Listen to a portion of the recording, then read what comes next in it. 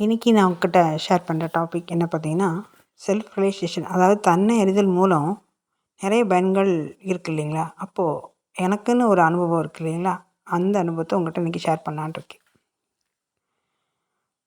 அதாவது முன் பின் அப்படின்ட்டு இருக்கு. நான் இதுக்கு முன்னாடி எப்படி இருந்தேன், அந்த நிகழ்வுக்கு அப்புறம் நான் எப்படி இருக்கேன் அப்படிங்கிறது இருக்குது. நான் கொஞ்சம் கூட என்னோடய உருவத்திலேயோ, என்னோட என்னோட என்னோட இந்த உடையிலையோ, இல்லை பெருசாக வெளி தோற்றத்தில் மாற்றம் இல்லை. ஆனால் உள்தன்மையில் நான் பார்க்குற விதம், அவங்கள அணுகிற விதம், அப்புறம் அவங்கள ஏற்றுக்கிற தன்மை, இதெல்லாம் டோட்டலாக மாறியிருக்கு. இன்னும் சொல்லப்போனால் மொத்தமாகவே மாறியிருக்குன்னு சொல்லலாம். அதே பீப்புள் தான், அதே சூழ்நிலை தான், அதே அதே ஒர்க்கு, அதே சூழ்நிலை எல்லாம். ஆனால் நான் நான் அதை பார்க்குற கண்ணோட்டம் வேறையாக இருக்குது. எப்படி ஒரு கண்ணாடி போட்டால், ஒரு மேஜிக் கண்ணாடி போட்டால் எல்லாமே சட்டுன்னு உடனே மாறிடுங்கிறாங்களே, அது மாதிரி நடக்கு. ஃபார் எக்ஸாம்பிள் சொல்லணுன்னா, இப்போது எனக்கு திருமணம் ஆன அந்த பந்தத்தில் வர சிக்கல்கள் எல்லாம் எனக்கு ரொம்ப பெரிய பாதிப்பு ஏற்படுத்துச்சு. நான் இந்த பர்ட்டிகுலர் டைம் வரைக்கும் 2012லேருந்து 2025 வரைக்கும் நான் படிக்கிறேன். அதனால நான் வந்து ஒரு 75% ஸ்டடீஸில் ஃபோக்கஸ் பண்ணிவிட்டு 25 தான் வந்து நான் அதாவது இந்த உலகத்தோட கனெக்ஷன்லேயே நான் இருந்தேன். எனக்கு சீரியல் பார்க்குறது, இந்த மாதிரி அரிய பெரிய இந்த தொடர்ந்து படங்கள்லாம் பார்ப்பாங்களா, அதெல்லாம் பார்க்க எனக்கு விருப்பம் கிடையாது. நான் அதுக்குள்ளேயே மூழ்கியதுனால எனக்கு நோக்கம் இந்த வேலை கூட என்னோடய கணவருக்கு வந்து அரசு பணி இல்லை. அப்போது அவங்களுக்கு வந்து இந்த ஒரு ஜாப் செக்யூரிட்டி இல்லை. அப்போ நம்ம அப்படி அந்த பொறுப்பு எடுத்துக்கிட்டோம்னா அவங்கள ஹாப்பியாக வச்சுக்கலாம் அப்படிங்கிற பர்பஸ்க்கு தான் நான் உண்மையே படிக்கவே ஆரம்பித்தேன். அவங்க இந்த ஜாப்ல எல்லாம் சில டென்ஷன், டிப்ரெஷன்லாம் ஆகும்போது அவங்களுக்கு ஹெல்ப் பண்ணணும். ஸோ அப்படிங்கிற மோட்டிவில் தான் நான் படிக்கவே ஆரம்பித்தேன். அதுக்கப்புறம் கொஞ்ச நாளில் எனக்கே அது பிடிக்க ஆரம்பிச்சிச்சு. நான் பிடிச்சி தான் படிக்க ஆரம்பித்தேன். அதுக்கப்புறம் என்னோடய ஹார்ட் ஒர்க்கு, என்னோடய இதெல்லாம் பார்த்து ஓகே, நான் அதில் ரொம்ப இன்ட்ரெஸ்ட் ஆகி என்னை வந்து மற்றவங்கலாம் இவ்வளோ நல்லா பெர்ஃபார்ம் பண்ணுறீங்க அப்படின்னு சொன்னோன்னே இன்னும் கொஞ்சம் எனக்கு உத்வேகமாகி நான் நல்லா படிக்க ஆரம்பித்தேன். ஸோ இந்த இந்த ப்ராசஸ் வந்து 2025 ஜனவரி 11 வரைக்கும்னு சொன்னேன் இல்லைங்களா?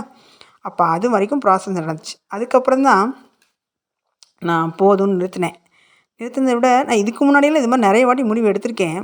அது ஒரு ஒரு மாதிரி ஒரு போதை மாதிரி இருந்துச்சு நான் படிக்கிறது. அதை இந்த ஒரு வாட்டி பார்த்துக்கலாம், இந்த ஒரு வாட்டி முயற்சி பண்ணலாம், இப்போ என்ன அடுத்து அடுத்து அடுத்து அப்படி இப்படி போயிடுச்சு. ஸோ இப்போ அதன் மூலம் நான் கற்றுக்கிட்ட விஷயத்த நான் எப்படி இந்த இந்த இந்த செல்ஃப் ரியலைசேஷன் தன்னை உணர்தல் மூலமாக எனக்கு எப்படி அது வந்து மடைமாற்றம் செய்யப்பட்டதுன்னு நான் உணர்றேன். அந்த வகையில் சொல்கிறேன். இப்போது அப்போ வந்து என்னென்னா, இந்த என்னோடய கணவன்கிட்ட எப்படி நடந்துக்கணும் அப்படிங்கிற முறையாகட்டும், அவங்கள எப்படி அந்த அந்த சின்ன குடும்ப பிரச்சனையை நான் எப்படி தீர்க்கிற விதமாகட்டும், முதலெல்லாம் நான் ஆர்கியூ பண்ணுவேன், ப்ரூஃப் பண்ணி காட்டுவேன் அவங்ககிட்ட. அதுக்கப்புறம் வந்து என்ன பண்ணுவேன்னா, நான் வந்து அவங்க சொல்கிறத பாயிண்ட் ஆஃப் வியூலேருந்து பார்க்க தெரியாமல் நான் என்னோடய கருத்தை மட்டுமே சொல்லுவேன். அப்போ வந்து என்னென்னா, இந்த இந்த முரண்பாடு, இந்த கருத்து வேறுபாடு அகண்டுக்கிட்டே தான் போகுமே ஒழிய குறையாது. அதுக்கு யாராவது ஒருத்தர் வந்து அமைதியாகணும். ஒன்று கணவனாகணும், இல்லை மனைவிங்கிற முறையில் நான் ஆகணும். ஆனால் எனக்கு வந்து என்னோடய பாயிண்ட் ஆஃப் வியூலேருந்து சொல்கிற கருத்தை மட்டும் தான் சொல்கிறது தான் முந்தி இருக்கும். ஆனால் இப்போது அவங்க இடத்துலேருந்து பார்த்துட்டு நாம் அமைதியாகிக்கணும் அப்படின்னு. முதல்ல சண்டை போட்டு கற்றுனதுக்கு அப்புறம் தான் ஐயோ தப்புன்னு ரியலைஸ் பண்ண முடியும். இப்போ சண்டை போடுறதுக்கு முன்னாடியே ஸ்டார்ட் பண்ணும்போதே ஸ்டாப் பண்ணிடுவோம். ஓகே, இது தவறுன்னு. உள்ளேருந்து ஒரு இல்லூஷன், அதாவது நமக்கு ஒரு குரல் எப்படி சொல்லணும்னா, இந்த அவங்க இடத்துலேருந்து பார்த்தா என்ன உணர்வாங்களோ அதை அப்படியே நம்மக்கிட்டேருந்து அப்படியே ரிஃப்ளெக்ட் பண்ணிடும். அதெல்லாம் வந்து நீங்கள் அதை அனுபவித்தா மட்டும்தான் உங்களுக்கு அந்த அந்த ஸ்பாட்டில் வர்ற ஒரு நீங்கள் உங்கள் கேள்விக்கு வந்து உள்ளேருந்து ஒரு ஆன்சர் வரும்போது அது வந்து நச்சுன்னு சொல்லுவாங்கள்ல, ஒரு சரியாக பொருந்துன்னு சொல்லுவாங்கள்ல, அப்படி இருக்கும். அதை தாண்டி நீங்கள் உங்களுக்கு ஒரு கொஸ்டின் கூட அதில் கேட்க முடியாது, அந்த மாதிரி இருக்கும்.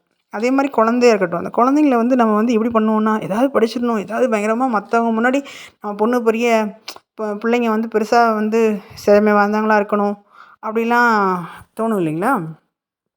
அது போய் இப்போ அவங்களுக்காண்டி வாழட்டும், அவங்களுக்கு என்ன பிடிச்சிருக்கோ அந்த மாதிரி செய்யலான்னு வரும். என் பொண்ணெல்லாம் இப்போ வந்து என்னென்னா, நான் நான் நினச்சிருந்தா அவளை ஃபோர்ஸ் பண்ணி நான் ஹையர் டிகிரிலாம் படிக்க வச்சிருக்கலாம்.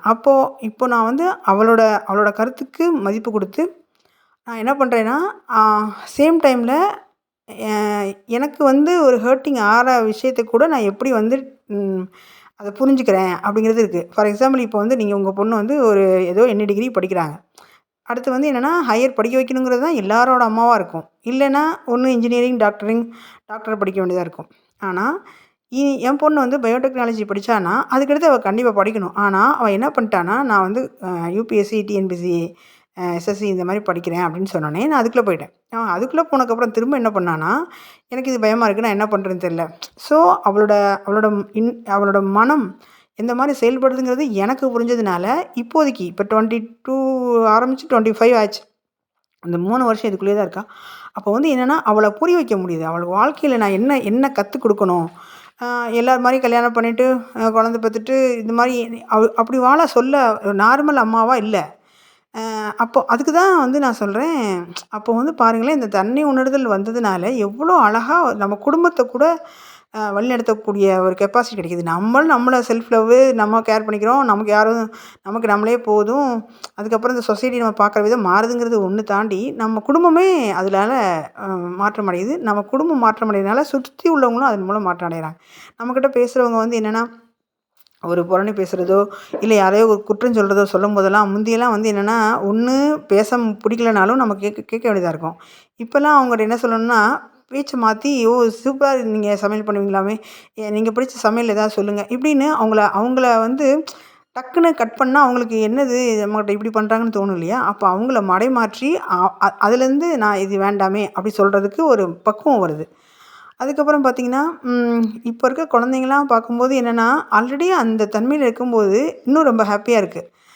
அந்த வகையில பார்த்தீங்கன்னா, நம்ம அப்பா, அம்மாவ இதுக்கு முன்னாடி நமக்கு பண்ணியிருப்பாங்க இல்லையா? நமக்கு ஏக்கங்கள்லாம் இருக்கும். என்னலாம் வந்து இங்கிலீஷ் மீடியம் படிக்க வைக்கலங்கிறத தாண்டி, அதுக்கப்புறம் வந்து எனக்கு வந்து ஸ்போர்ட்ஸ்ல ரொம்ப இன்ட்ரெஸ்ட் இருக்கு. பொண்ணு வேணாம். அப்புறமா போலீஸ்ல எனக்கு இன்ட்ரெஸ்ட் இருந்துச்சு.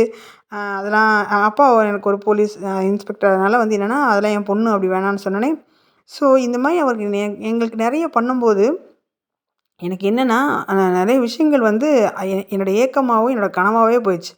அப்போ இப்ப என்ன தோணுதுன்னா, இப்ப வாய்ப்பு வரும்போது அந்த டைம் போயிருச்சு, வயசு போயிருச்சு, அந்த காலங்கள்லாம் கடந்து போயிருச்சு. இப்போ பணம் இருக்கு, அந்த எல்லா விஷயம் அப்பயும் பணம் இருந்தது. ஆனா, அவங்களோட ஒரு குறுகிய மனப்பான்மையினால, ஒரு பெண் இவ்வளோ கத்துக்கிட்டா போதும், இவ்வளோ செஞ்சா போதும், நம்ம கல்யாணம் பண்ணி குடுத்தா போதும் அப்படிங்கிற ஒரு நார்மல் அம்மா, அப்பாவா இருந்ததுனால, அவங்க சொல்றத நம்ம கேட்டு தான் வாழணுங்கிற நிர்பந்தத்தில இருந்ததுனால என்னாச்சுன்னு கேட்டிங்கன்னா, நம்ம மாத்த முடியல. அவங்கள அவங்க அவங்க பேச்ச மீறி நான் ஒண்ணுமே பண்ண முடியல. ஸோ, நான் என்ன பண்ணேன்னா, ஒரு பேய்க்கு பயந்து இன்னொரு பூதத்துக்கிட்ட மாட்டுன கதையா தான் என்னோட கல்யாணமும் ஆயிருச்சு. அப்போ நல்லா யோசிச்சு பாருங்க. ஆனா, அந்த மாரி ஆனதுனால தான் நான் தன்னை உணர்தலே அடைய முடிஞ்சது. அப்போ இந்த துன்பம் நல்லதுங்கிறது இப்ப தான் புரிஞ்சுச்சு. ஆனா, அதுக்கு முன்னாடிலாம் நான் கடவுள திட்டியிருக்கேன். "ஏய் நீ இல்ல நீ உன்ன கேட்டேனா?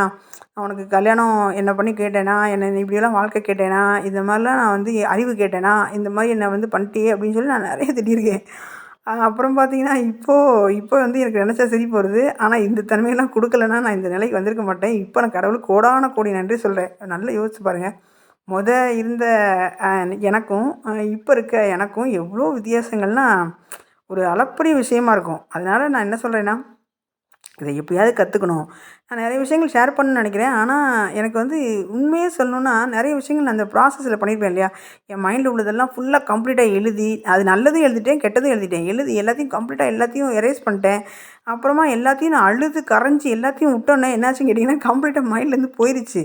இப்ப நான் பேசும்போது கூட எனக்கு வந்து ஏதாவது 1, 2 தான் ஞாபகத்துக்கே வருதே ஒழிய, அதுவும் இல்லாம ஏதாவது ஒரு இப்படி ஒரு நிகழ்ச்சிய பார்த்தோனே நமக்கு உள்ள இருக்கிறது வரும் பார்த்தீங்களா? அப்படிதான் வருது. அதனால வந்து என்ன கேட்டீங்கன்னா, அந்த மனம் வந்து அப்படி ஒரு தன்மைக்கு ஆயிடுச்சு. அதாவது வந்து அது அது வந்து என்னன்னா, நான் நான் போச்சேன்னா போது, நான் நின்னா நிக்குது. அந்த மாரி இருக்கு. அதுவா போல. ஒரு பைப்ப திறந்து விட்டா தண்ணி நான் என் கண்ட்ரோல்ல இருக்கு. அது பைப்பு வந்து திறந்து நான் ஸ்டாப்பா ஓடிட்டு இருக்கணுமா? இல்லன்னா தண்ணிய க்ளோஸ் பண்ணிடலாமாங்கிறது எப்படி நம்மகிட்ட கண்ட்ரோல் இருக்கோ, அதே மாதிரி என்னோட மனம் வந்து என்னோட கண்ட்ரோல்ல இருக்கு. அது வந்து என்ன சொல்லுதுன்னா, "ஓகே அமைதியா இருந்துக்கலாமா?" அப்படின்னு சொன்னா, நான் அமைதியா இருந்துக்கலாம் அப்படின்னு சொன்னேன். அது ஓகே ஆயிருது. இல்ல நம்ம கொஞ்சம் பேசலாம், நம்ம கொஞ்சம் ஜாலியா சுத்தலாம், நெறைய விஷயங்கள் கத்துக்கலாம் அப்படின்னா, ஓகே அது கத்துக்கலாம் அப்படின்னு சொல்லுது. அப்ப பார்த்தீங்கன்னா, இந்த இது ஒரு இதுவான இன்பமா இருக்கு. இன்பமா இருக்கு, மகிழ்ச்சியா இருக்கு. இந்த உலகத்த பார்க்குற விதம் வேற மாரி இருக்கு. மனிதர்கள்லாம் ஆனந்தமா இருக்கோம்.